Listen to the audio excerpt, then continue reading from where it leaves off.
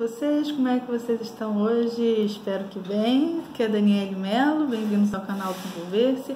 Estamos fazendo o estudo A Lei do Triunfo e ainda estamos na introdução. Esse é o terceiro vídeo. Se você ainda não viu os outros dois primeiros, dá uma corrida, vai ver lá antes, acompanha direitinho e cada dia tem uma reflexão daquele dia e vamos conversando. Ainda estou na introdução, tá? E eu quero muito que a gente consiga trabalhar de fato esse livro, trabalhar de fato as leis, as proposições dele, que é importante. Então, se inscreva, curta esse vídeo. Se no final Dani, você não falou nada com nada, detestei tudo que você falou, põe um dislike ali. Ou então dá um like ou um dislike da sua preferência. Começa com um like e no final fala assim, não, tchau. Ou então tira só o teu like. Mas se manifeste, esteja no mundo, esteja presente no mundo.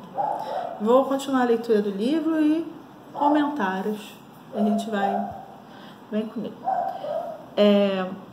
A Lei do Triunfo. Querer é poder.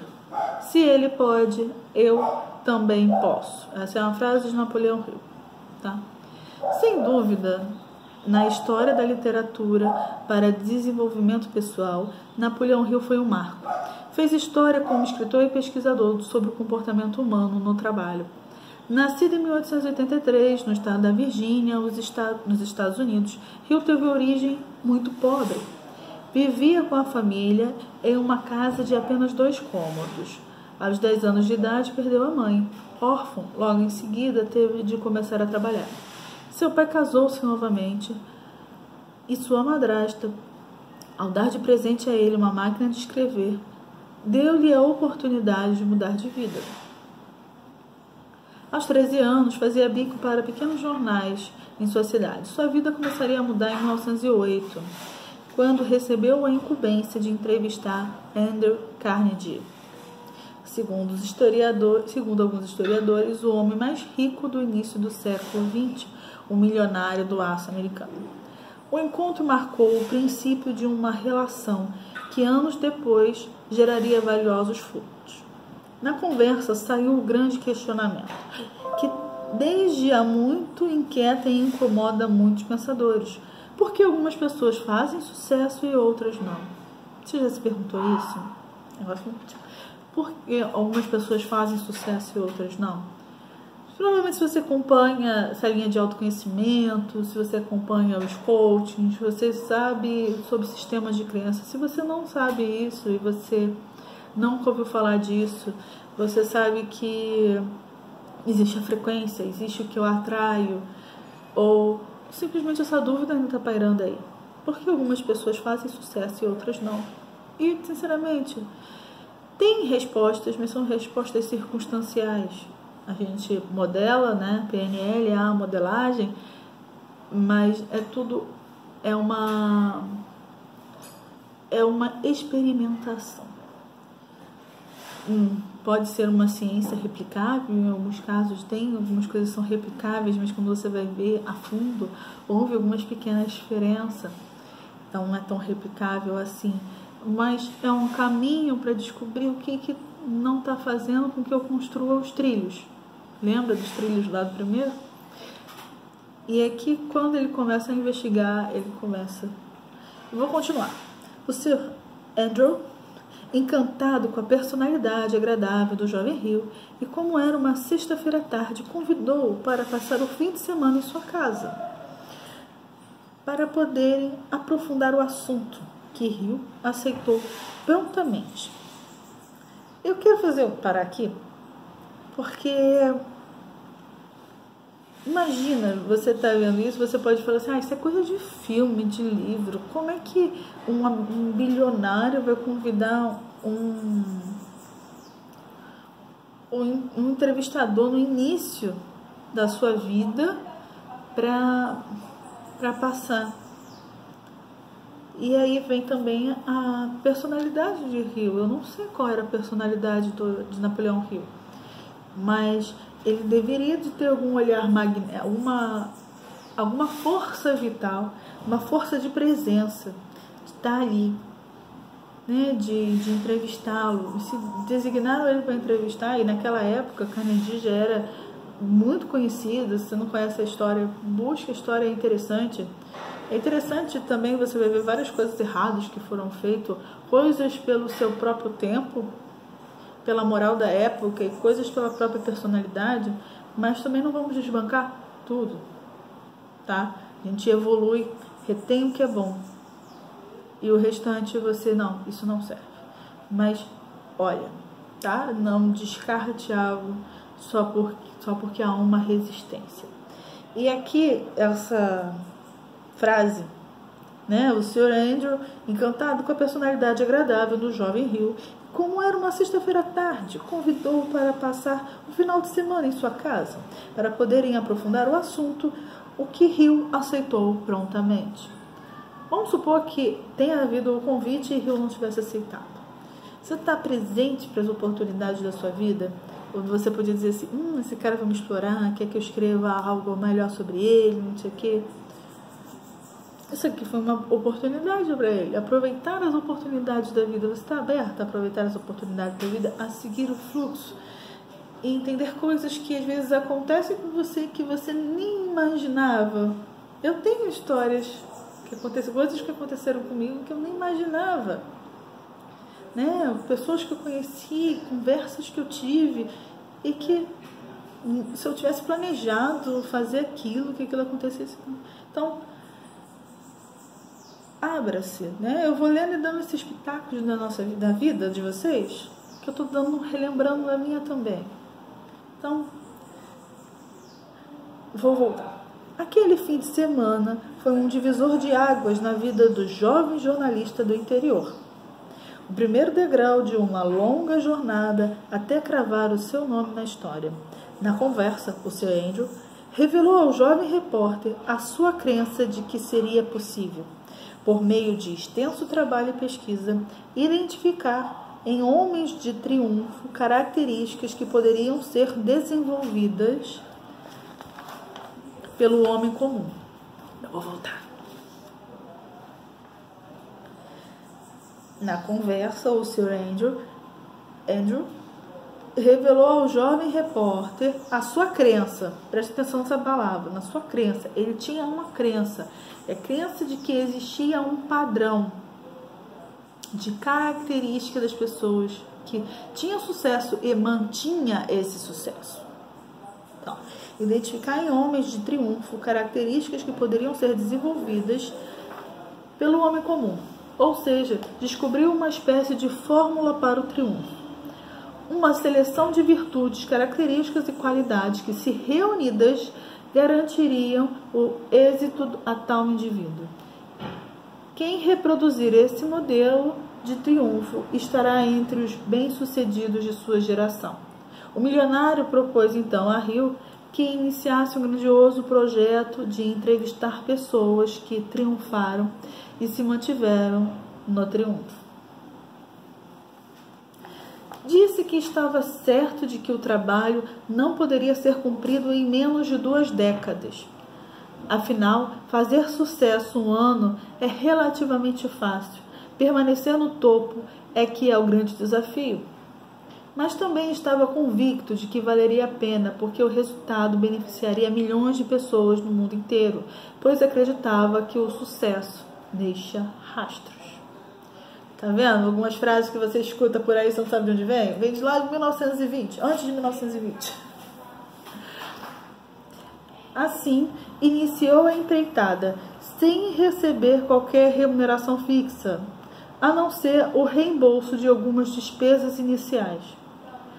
O jornalista dedicou 20 anos da sua vida à realização de cerca de 20.000 entrevistas com empreendedores. Através de mapas de critérios absolutos e desejáveis, aprofundou a pesquisa com as 500 maiores fortunas da sua época e teve a participação direta dos maiores triunfadores do seu tempo, entre eles Theodore Roosevelt, John D. Rockefeller, Henry Ford, Alexander Graham Bell, Clarence Darrow, Thomas Edison, entre tantos notáveis de seu tempo. Napoleão Hill carregava a certeza de que esse imenso trabalho lhe daria um inestimável tesouro. Ele publicou suas descobertas numa série de artigos e jornais. Quero fazer uma outra parada aqui. Desculpa, gente, eu vou parar. Vocês perceberam que ele começou a vida dele, ele é pobre, e aí, algumas circunstâncias, ele foi trabalhar cedo, trabalhou no jornal, teve a sorte, né, de ganhar não só de ganhar a máquina de escrever, mas de se interessar por aquilo, de virar jornalista, de não ter medo de entrevistar uma pessoa que parecia muito grande naquela época, já era muito grande, e de aceitar uma proposta, no caso ali sem remuneração, só cobrindo custos, e ele ganhou com essas coisas de forma paralela, né? Todas essas entrevistas e coisas que ele observava, ele aprendia, ele transformou em artigos, jornais, e com certeza nesses artigos de jornais, ele recebia uma remuneração, né? Ganhava por publicar, por ser freela. São tempos diferentes, tá, gente? Mas eu quero que vocês tragam para si essa coisa do realizar. Eu vejo acontecendo de uma forma muito dolorida que devo esperar, principalmente quando trabalhamos com lei da atração, com uma força do pensamento, de querer que as coisas simplesmente se materializem na sua frente.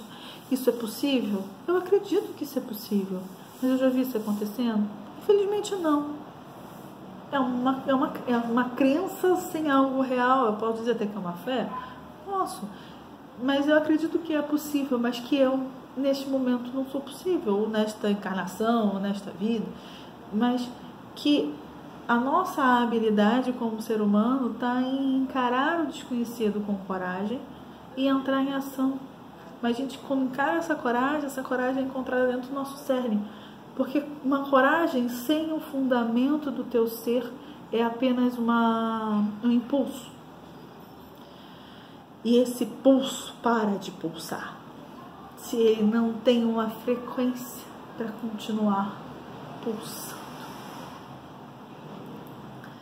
Eu interrompi aqui a leitura que eu quero trazer para vocês essa observação. Com certeza quem abriu a porta para ele entrevistar essas pessoas, né, Rockefeller, Henry Ford, Graham Bell, Edison, Roosevelt, foi o Carnegie. Aqui no Brasil a gente não tem muita noção de quem é o Carnegie, né? Mas ele foi já era um milionário da época, entendeu? Ele é uma pessoa que se fez, digamos assim, a trancos e barrancos, alguns conceitos morais questionáveis, questiono, mas tem a moralidade daquela época e tem os meus critérios e tem outras coisas, e tem outros acertos que a gente pode entender no meio do caminho. Mas ele pegou aquela criança, porque ele era uma criança quando ele entrevistou ele, né? Vamos botar assim, ele era um adolescente, e ele foi e falou assim: olha, não vou te pagar nada. Eu tenho essa crença. Ele plantou a semente ali, e isso a gente vê nas leis herméticas, né? Tem uma lei que fala sobre as polaridades, e dentro dessas polaridades eu tenho quem semeia e quem germina. Como quem semeia e quem germina. Ele plantou essa semente e ele encontrou um terreno fértil ali. Você é um terreno fértil? Ou melhor, você até pode ser um terreno fértil, mas quais sementes você está deixando que caia no seu terreno fértil, onde você dá essa possibilidade? Ou você consegue se semear? Ou você consegue encontrar terrenos férteis para semear e te acompanhar em algum projeto? São pensamentos. E quando eu falo de semente, por exemplo, uma ideia, um influenciador que você segue, e ele colocou uma semente lá, você vai dizer, tá, mas essa semente é a que eu quero? Mas isso tem sentido dentro do meu cérebro? Dentro do meu ser? Dentro da minha essência? Você pode só observar. Deixa ali. Aí começar a brotar alguma coisa, não, tira. Isso virou erva daninha, que às vezes a gente não sabe. Mas na hora que perceber que é uma erva daninha, vai lá e arranca, tá? Então, uma continuidadezinha aqui.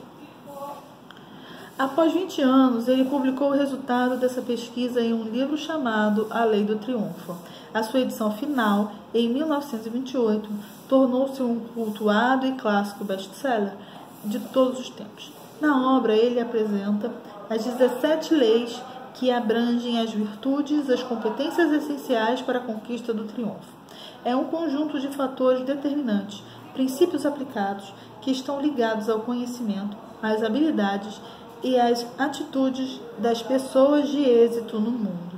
Criou, então, um curso denominado Mastermind, uma metodologia baseada em sua pesquisa, que é através do aprendizado experimental, no qual qualquer pessoa, quando imbuída de boa vontade, pode desenvolver estas competências essenciais para o seu êxito.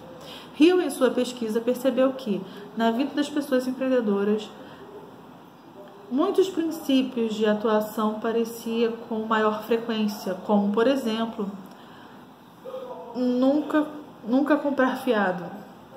Muitos desses princípios não aparecem na obra, a não ser citados como um pano de fundo de um grande processo. Outros, no entanto, apreciam com tanta insistência que ele resolveu chamar esses princípios de leis. As leis do triunfo. Princípio quer dizer ação inicial, a raiz do caráter. O caráter é o freio do instinto. Um princípio, para se tornar uma lei, precisa ter a força da tradição. Pela repetição, torna-se ciência. A palavra vem do latim e quer dizer fundamento de ciência. É filha da razão e da autoridade. E ciência é fundamento da verdade. Pela repetição de certas qualidades, Hill foi catalogando e as chamou de leis do êxito. Tá. Interessante aqui que quando a gente está falando desses princípios que ele elenca aqui, são princípios como postulado, como algo que inicia, tá? Como algo que dá uma direção. É algo, como ele falou assim, quando ele, nas pesquisas dele, ele viu que isso se repetia com muita frequência em várias pessoas de sucesso, de triunfo. Então, essa raiz, né, o caráter, e tem a estrutura do caráter, e aqui ele definiu o caráter como um freio do instinto. O caráter não é só o freio do instinto, mas vamos deixar por aqui. Eu quero que você entenda que quando ele falar sobre isso, e a gente volta, eu vou até marcar isso aqui nesse livro, pra gente... Eu tô sem lápis aqui, olha só. Ah, não, tá aqui. Quando falar de caráter em torno do livro, ele está se referindo a isso, um princípio como um início e o caráter como um freio do instinto. E por que o instinto precisaria de freio? Porque nós temos uma outra habilidade diferente dos animais. Nós temos um processo cognitivo mais entroncado, onde nos permite entender o instinto e avaliar. O instinto de sobrevivência talvez te faça cometer atitudes que você não cometeria numa situação normal, mas que talvez se você tiver o teu emocional equilibrado, você conhecer a tua essência, você talvez não faria aquilo também como um instinto de sobrevivência, porque você veria outras possibilidades de sair daquilo. Então, nisso trabalha caráter. Em algumas correntes filosóficas, a gente também trabalha caráter como um freio do instinto. Então, tô frisando isso, porque a gente meio que vulgarizou a palavra caráter, sabe? E eu lembrei agora de uma loja que estava escrito assim, vende-se caráter, mas caráter era caráter de... vende-se algo, né? Vende-se algo de valor, vende-se algo nesse sentido. E é que o caráter como freio do instinto não é algo que você está se reprimindo. O caráter não é uma ferramenta de coerção e aprisionamento.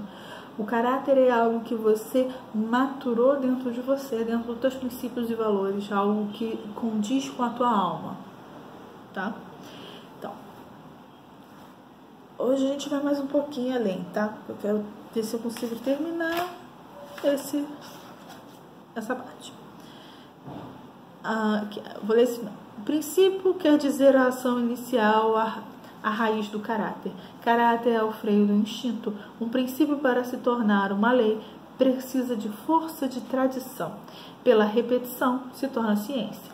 Lembra que eu falei que você cria um modelo e esse modelo é experimentado e refeito e ele tem um resultado parecido, similar, e chega a ser um resultado igual. Isso é uma experimentação, a gente testa muitas experimentações no que é dito ciência. Que começa por filosofia, um modelo, uma teoria, uma dúvida. E começou tudo com a dúvida do Carnegie, de que não era bem uma dúvida, mas ainda era uma teoria, era algo que não existia. Ele tinha uma crença que as pessoas de sucesso, as pessoas bem-sucedidas tinham características similares. E aí a gente pode dizer similares, características, pensamentos, ações. A palavra vem do latim e quer dizer fundamento de ciência, né? O princípio, aqui ele ainda está falando de princípio.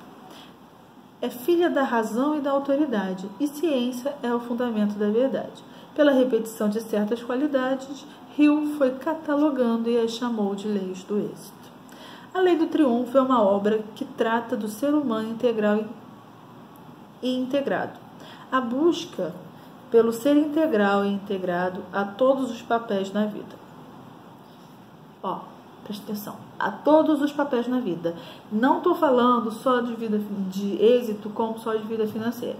Eu falei para você analisar, acho que foi no segundo dia, sobre o que seria isso. Foi de ontem. Do que seria isso? Do que é o triunfo para você? O que representa o triunfo? O que é isso para você? Não é só o sucesso financeiro. O que é triunfo? Você pode escolher uma coisa, mas se ele não tiver as outras coisas embasando ele, dando sustentação, você de fato você não triunfa, mas você precisa reconhecer o que te acende aos olhos, mas não negar as outras coisas. Então, aqui ele diz, a busca pelo ser integral e integrado a todos os papéis na vida. Ser a mesma pessoa em casa, com os filhos, como também na empresa, com o seu superior hierárquico, em reunião de negócio ou num ambiente descontraído com seus amigos, sem esquecer nunca a sua identidade. Ser autêntico, mesmo que isso custe algum desconforto ou inadequação, pois o que importa não é atender às expectativas dos outros, mas sim colocar a essência em tudo aquilo que faz para deixar a sua marca. Então aqui a gente tem uma coisa escondida, né? A gente deixa a marca, sabe? O que faz você deixar a sua marca de você ser? Você colocar a sua essência. Se você não sabe quem você é, caso você queira fazer um mapa numerológico para te começar a descobrir quem você é, me chama. Aí ajuda muito. Hill deixou como legado não uma receita mecânica para vencer sem esforço, mas sim um instrumento que revela ao leitor um mapa do caminho para a vitória. De 1908, quando, estimulado pelo Sr. Andrew, Napoleão Hill iniciou suas entrevistas e pelos próximos 20 anos, através de seus estudos, nascia sua filosofia, transformando conceitos em leis específicas que foram objetos do que se tornaria um estudo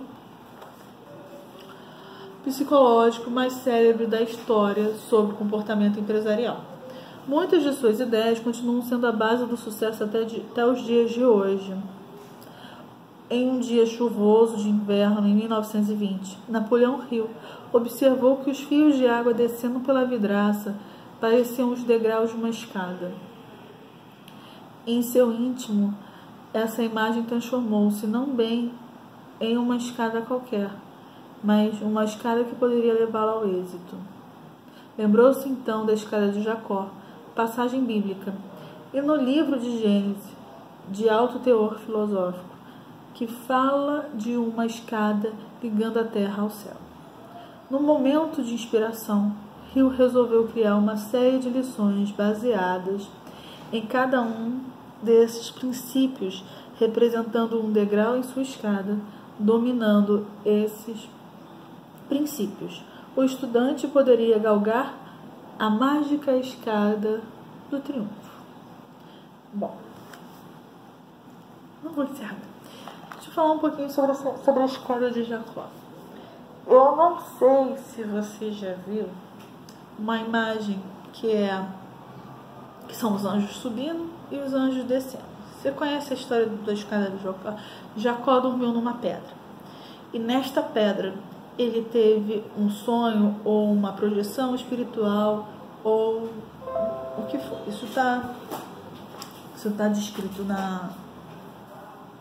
E nessa escada ele via subindo anjos e descendo anjos, subindo anjos e descendo anjos, num fluxo de subida e descida. Essa escada, um lado representa o emocional, o outro lado representa o racional. Essa escada de subir e descer esses anjos, como se fosse um fluxo, é de que cada coisa a gente cria, a gente galga, a gente constrói, a gente coloca um degrauzinho na nossa vida.